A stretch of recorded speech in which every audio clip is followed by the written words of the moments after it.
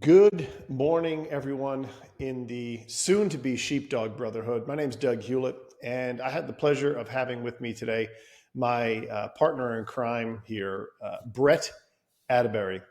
And I'm sure many of you actually, let's be honest, probably none of you know who either of us are. But our goal through the course of this podcast and all of the other podcasts that we're going to be putting out is to get to know both of us, to get to know our stories, to get to know where we've come from, why we're doing this, and ultimately to help make you part of the Sheepdog Brotherhood, to help make you a man that understands the importance that we play in society, and hopefully to have, stop you from being, let's be honest, a beta male. So let me introduce Brett. Brett Atterbury, can you say hello? Hey, everybody. Sorry, I'm laughing already. This is just how it's going to be, right? Yeah. We're not editing this out. This is staying. Hey, Doug, do you think most men even know what a beta male is? The alpha males know. Yeah. I think the alpha males are aware of what a beta male is. I think the beta males think that they're just really sensitive. They're the guys that live in the friend zone when it comes to, it's like in Daddy's Home 2 with Will Ferrell and Mark Wahlberg. I feel like they think that they're hip to all of the new woke trends. So therefore, I don't know that you can be woke and an alpha male. Like I don't think those two things can coexist. That's an oil and water thing. I think I would agree with you there. If you thought that you were, or even kind of looked like you were, or talked like you were, you're faking it. Yeah. That sounds like a T-shirt we should have. Something. There's something there for sure. Look, the only betas that should exist are fish. What? Okay. What does that even mean? You know, like the Siamese fighting fish, the Japanese fighting fish with like the pretty tails. Oh, yeah. Those they're called beta fish, and they're the only masculine betas that are out there. Man, I learned so many things from you. You're a genius. God. Well, thank you. So, look, you and I can waste an entire afternoon making fun of each other and rambling. That's what we usually do. Yeah.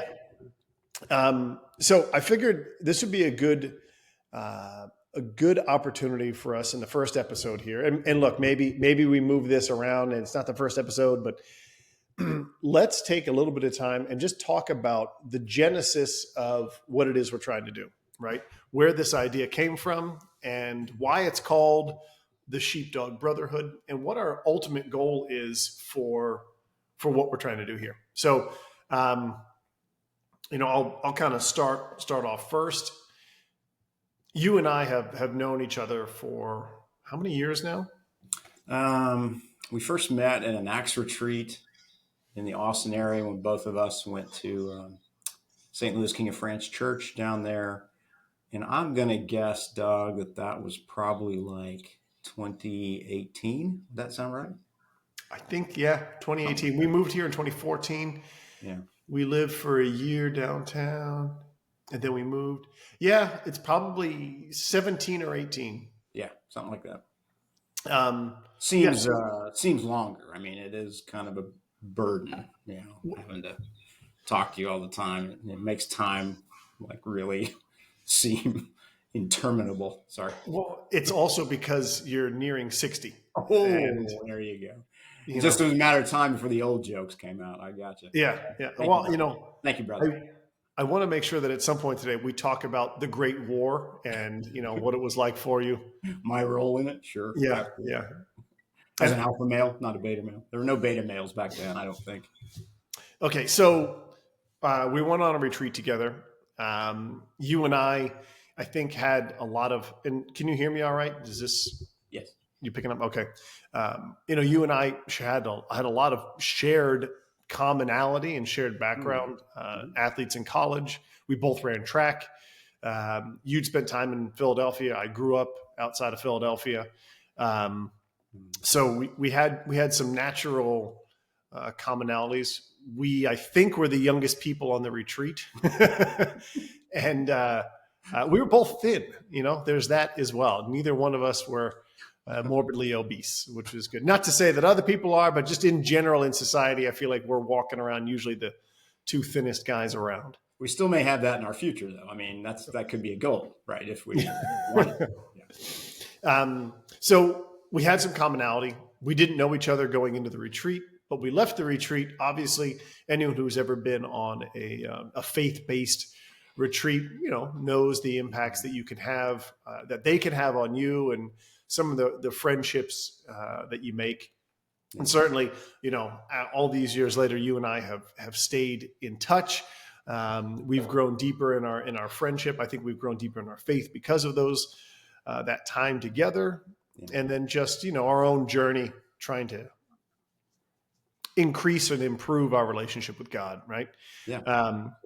Over that relationship, we've had so many conversations over whiskeys and beers and movies and what have you. And we started having a conversation about how important man's role, not only in society, not only in smaller groups of friends, but also in women's lives, the importance that being the kind of man that we want to be, how important that is. And we started kind of noodling on this idea of, how can we be better men in society? How can I be a better man and friend to you? How can you do the same for me? And then how do we expand that? And I think your professional background had a lot to do with sort of where our conversation went naturally. And then, hey, how do we take what we're talking about here as being a better, strong man, and not in like physical strength, but in mental and spiritual and emotional strength? How do we take that and apply that to your line of work? So can you maybe share a little bit about your background? Yeah, I just want to, because you mentioned physical strength there. I was like, man, if that's part of it, I'm out, because, compared to you, that's impossible. No. Yeah. So, Doug, thank you. As we were having those conversations up at your place, and, it occurred to me in the work that I do, which is in the front lines of pro-life, helping pregnancy help centers compete against the abortion industry, against Planned Parenthood. It occurred to me that in every story of abortion, naturally, of course, there is a man involved. After all, it takes a man for a woman to become pregnant. Mm-hmm. And when you read these stories of women who were, we call it abortion determined. In other words, they were dead set on getting an abortion, they're going to do it. And then through the work that we do and the wonderful work of frontline pregnancy help centers, ended up receiving support, help, love, compassion, empathy. And through that process, ended up changing their minds and choosing to carry their pregnancies to term, choosing life. And after that, they'll do kind of a look back and talk about everything that was going on, what was happening. And without fail, there is the man involved, so the father of the child, who just was not there for the woman, abandoned the woman. In many cases, Doug actually pressured the woman to go get an abortion. In some cases, is actually the one who calls to make the appointment for the woman to get an abortion.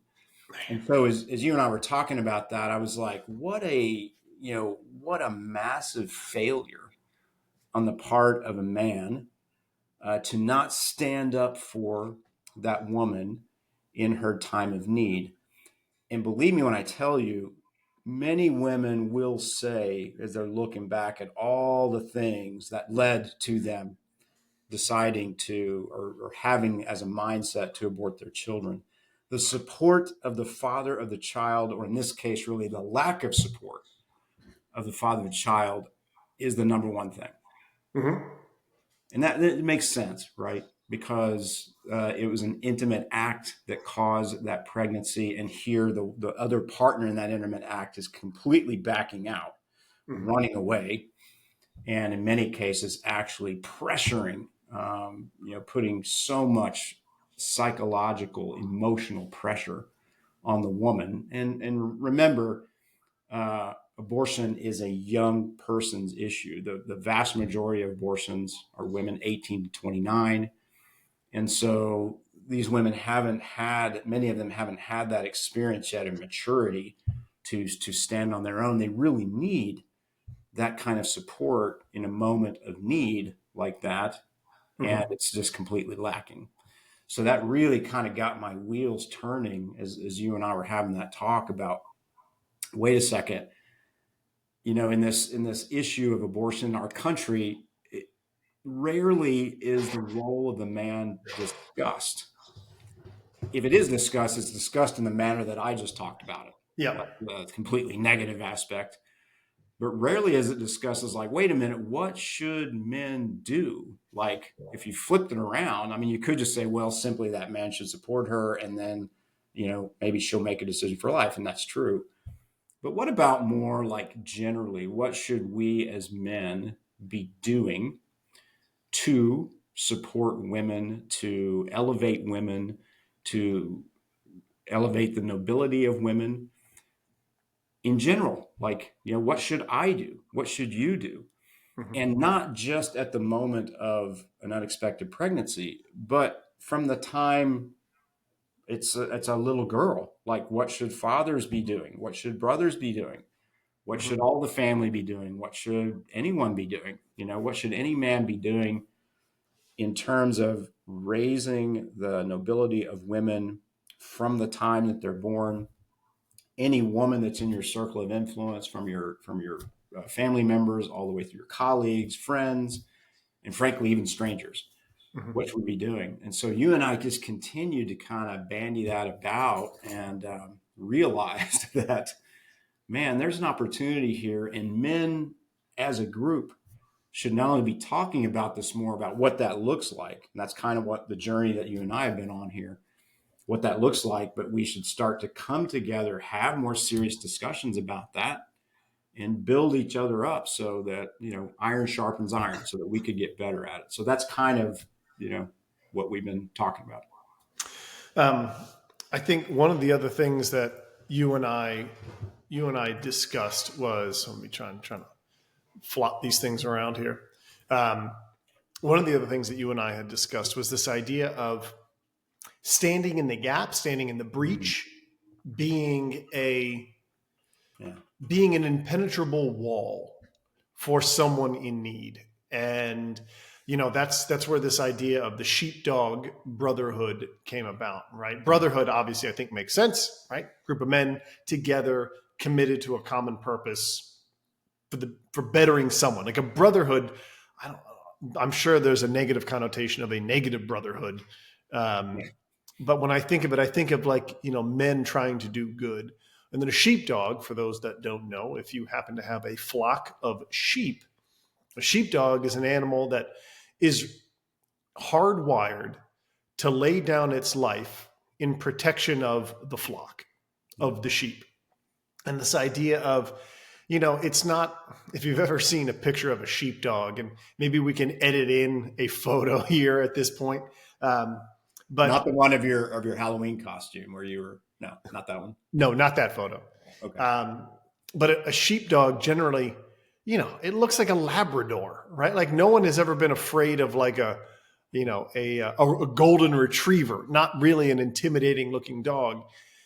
But the idea is that, a sheepdog is sort of, you know, an ordinary dog that you can pet, Mm. but Lord help you if you try and hurt a member of the family, right? And the idea is that through the content that we want to produce, through this network of men that we're trying to coalesce around this idea, we want to create a group of men that recognize that we need to do a better job and hold each other up to higher standards, hold ourselves up to a higher standard, but do it all for the betterment of somebody else and not ourselves, right? I feel like in 2024, but I feel like in 2024, there is this movement about putting my needs before others, because if I'm deficient, then I can't be there for somebody else. And I think, man, I think that's why that's how we've gotten here, right? To the problems that we're seeing in society is we put our needs in front of others. And you wrote two really interesting articles this week that you published about men's role in abortion, similar to the topic that you just talked about. Mm. And um, one of one of the comments that you had made in the article was about how men need to be involved and how important it is for us to be involved in with women during these critical times. And you quoted John Paul II, John Paul II, Yeah. Saint Pope John Paul II. Would you mind sharing that quote real quickly? I think that's really important. But I want to come back to that quote and pose a question back to you. Yeah. So go on. What is that quote? Yeah, just a little background. I can't remember, Doug, when we found that quote. I was like, we were researching stuff about sheepdogs. Another thing that was fascinating that we found about that is the sheepdog. I don't know if they surveyed sheepdogs or whatever, but somehow they know that sheepdogs consider themselves part of the flock. Mm-hmm. It's just that they have this particular set of skills to defend the sheep, and they will defend the sheep all the way to death. And you can Google all kinds of articles about sheepdogs fighting wolves. We can talk all kinds of symbolism about wolves in terms of human beings, especially men, but they will defend those sheep. And there was some article about one sheepdog fending off like 8 wolves or something crazy like that, and almost dying but surviving. It's just amazing as a type, as a figure, as a symbol for what men should be willing to do, as you said a while ago, to stand in the breach. So as we were doing that research, I can't remember exactly how I came across this quote, but it's another of thousands of quotes from St. John Paul II that just blows your mind. It's like the man was like channeling the Holy Spirit during his entire pontificate. Amazing. And then I saw another one on a comment, I posted on LinkedIn, the second article I wrote, and this guy had another quote. It was just like blows your mind. But anyway, the quote is, God has assigned as a duty to every man the dignity of every woman. God has assigned as a duty to every man the dignity of every woman. And I remember when I saw that quote, I think I kind of screen captured it and texted it over to you real quick. And both of us were just like, man, this is a Holy Spirit moment, because this is this great saint saying exactly what we've been talking about, or what we were trying to kind of come up with the concept. We knew there was something there. Remember when we were at your place and we were walking around and we're like, man, there's got to be something here. There's something here.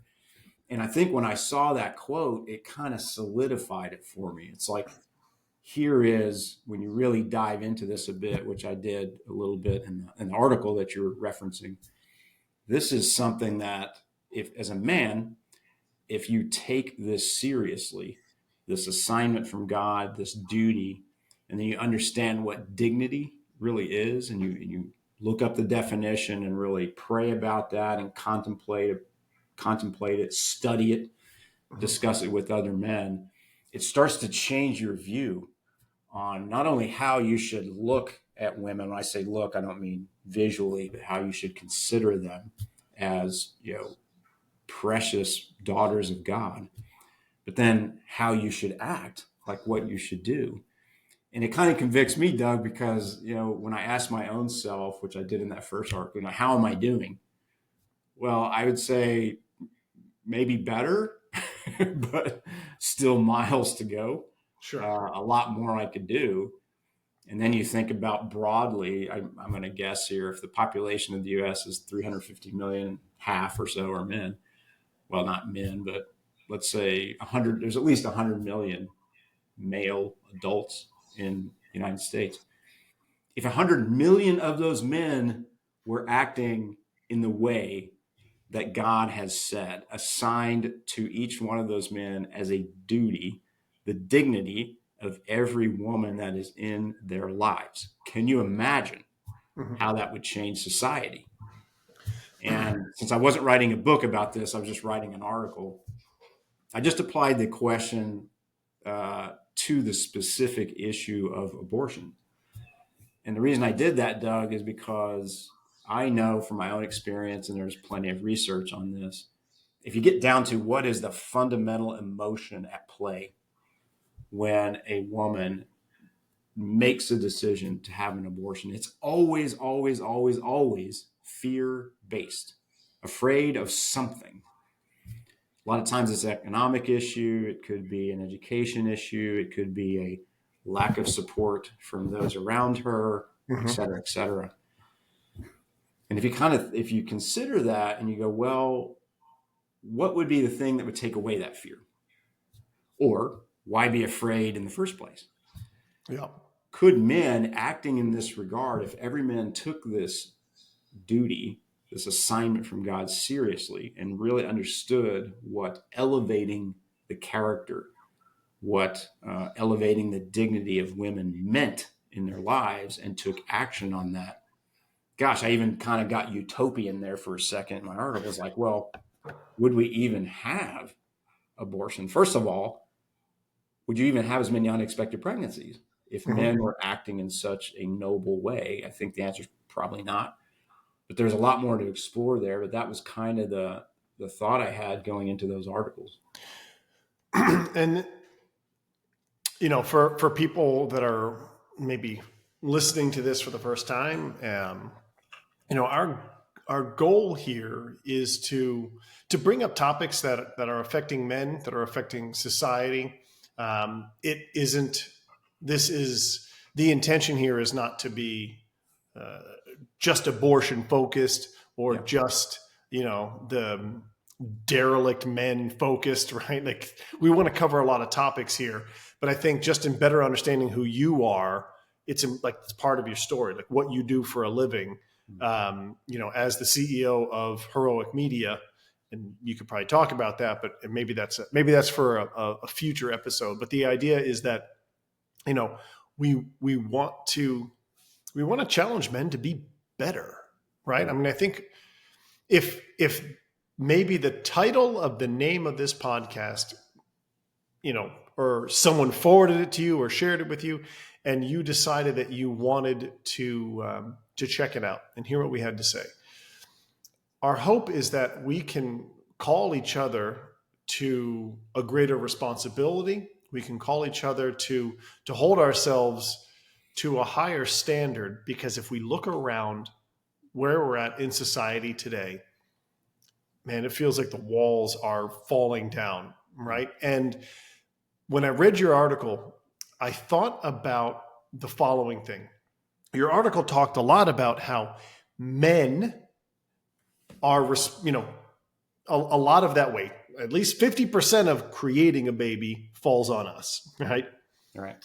But the premise that you expose is that if we did a better job of honoring the dignity of women, maybe perhaps they wouldn't be getting themselves into those situations where a baby is the result. And I'll even go one step further. Let me say it like this. How do I make this analogy? Well, Well, hurry up and do it. Let me just say what I was thinking. Look, OnlyFans is a thing that exists, right? Remind me what that is. I've heard it. OnlyFans is a website where men and women, honestly, can sell things, Gotcha. right? Okay. Yep. Images, videos, etc. And I'm pretty sure that the only real application is, nude videos and, things that are sexually explicit. So it's almost like home-based pornography that you can sell to whoever wants. Whoever will pay, right? Now, there is like a there is a workforce, we'll call it, of Mm-hmm. like women, predominantly women, that make all of their money doing this. Yeah. Right? They are objectifying themselves, Yeah. but they're doing it because someone's on the other end of that There's willing demand, to right? pay, Yeah.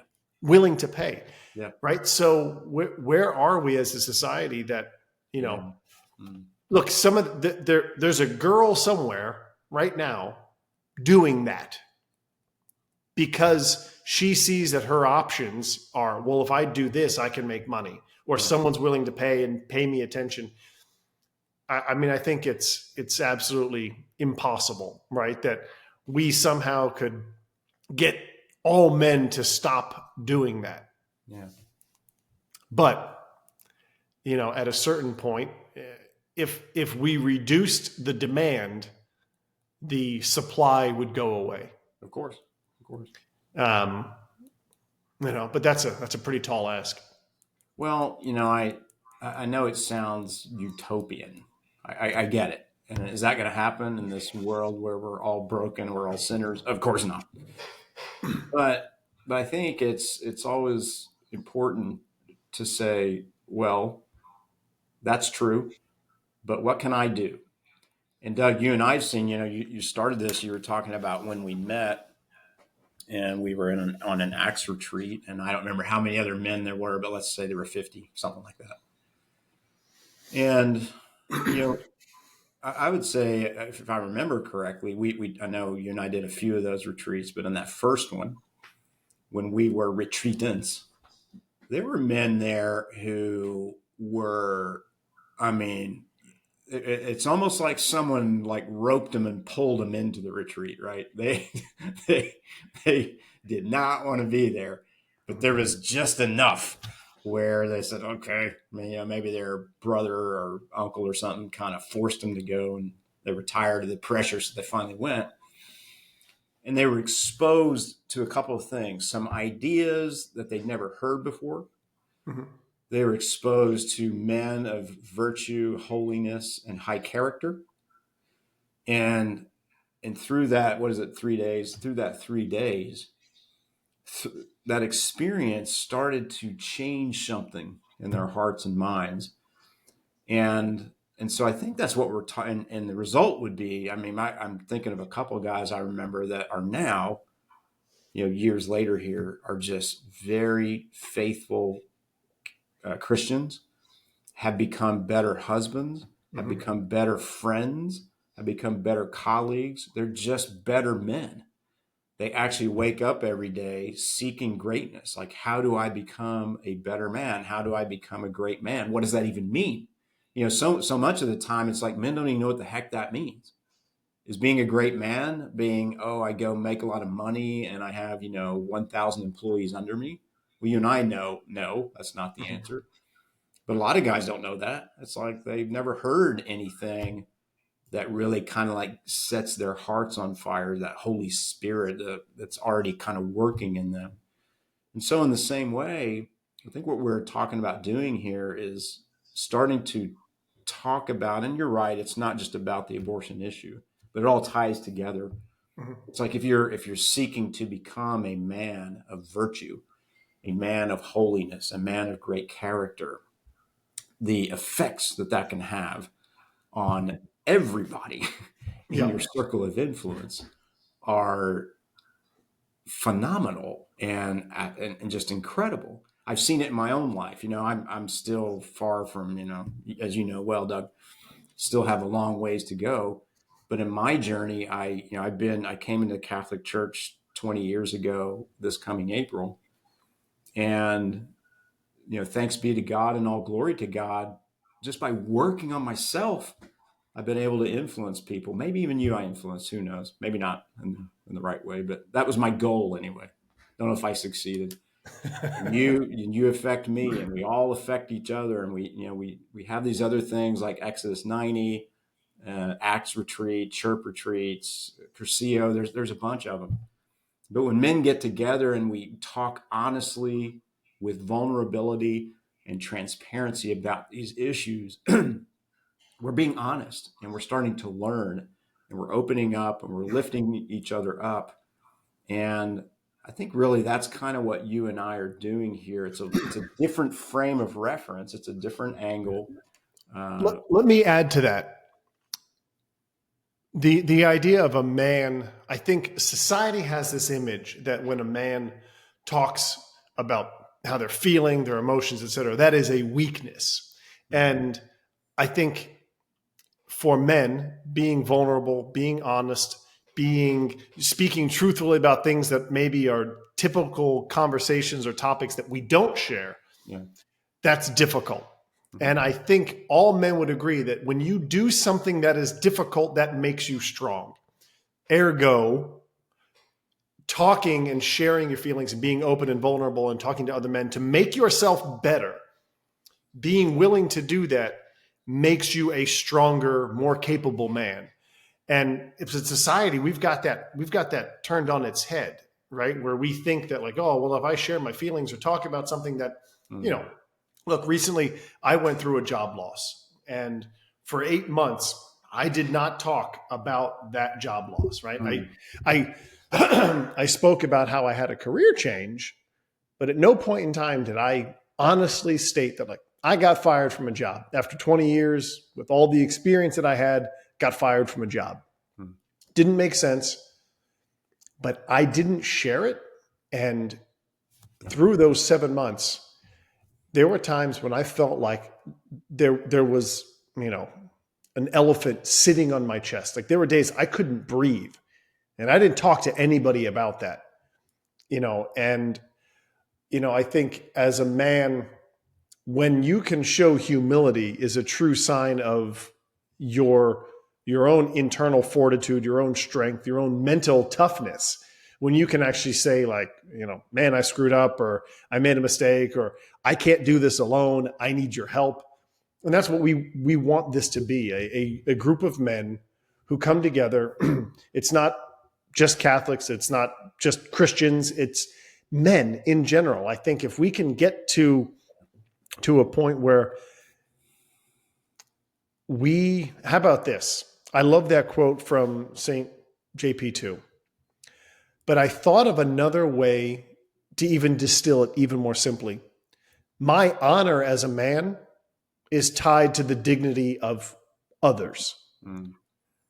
Right? As simple as that. Like think about all down through all of the ages. Excuse me one second. You think of a warrior, you think of a soldier.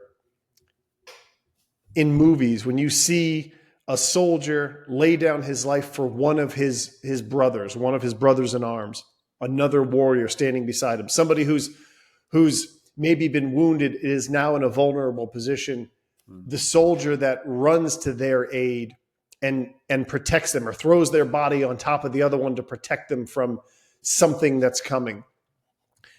We award those soldiers with a medal of honor, right? Like that's who wins those. Yeah. We acknowledge that honor comes from doing what is right for someone else. And that's what we hope to do here, is to figure out a way to articulate it, to proudly emblazon ourselves with a sign to others that these are the kind of men we are.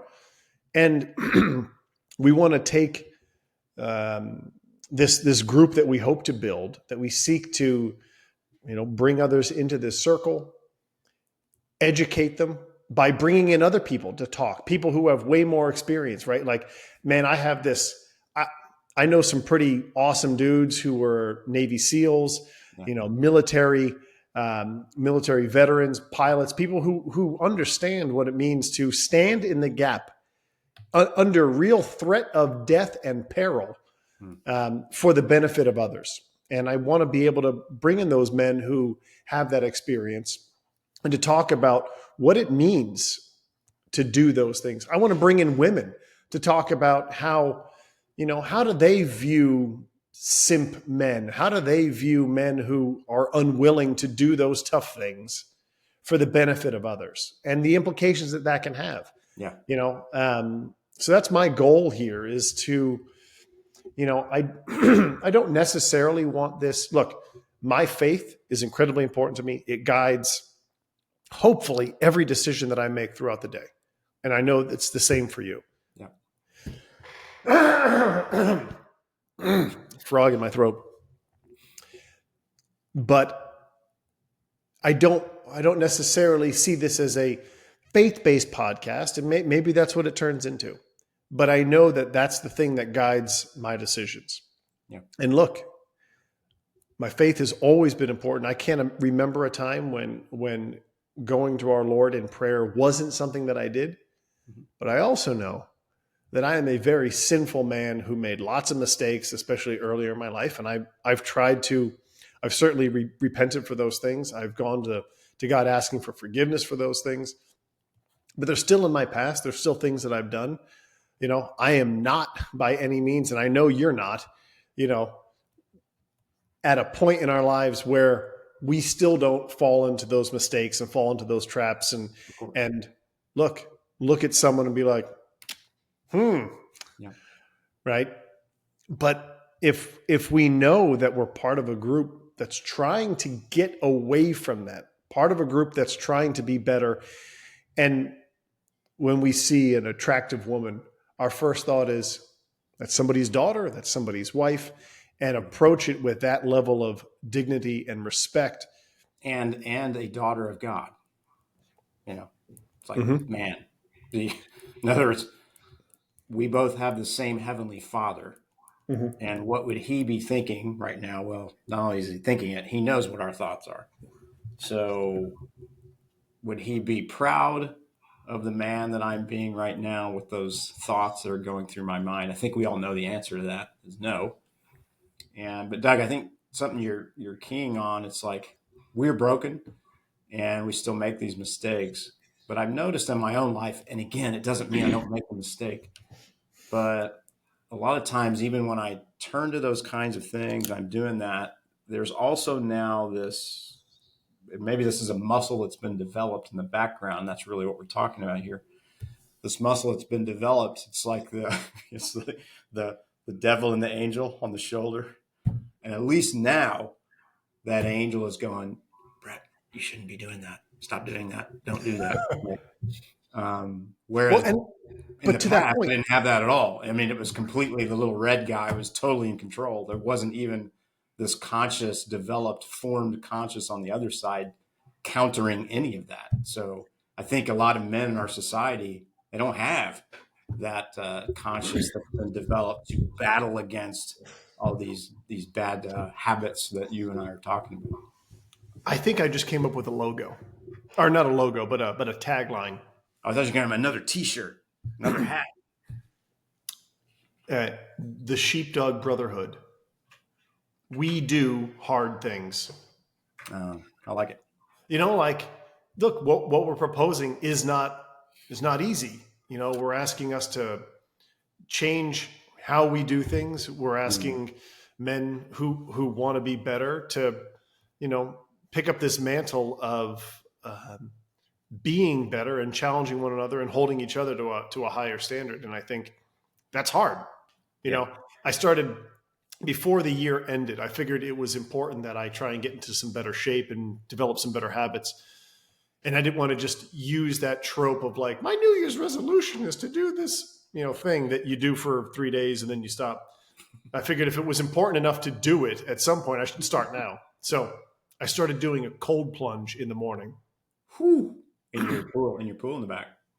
What's that? In your pool in the back? No, I filled the tub in the bathroom.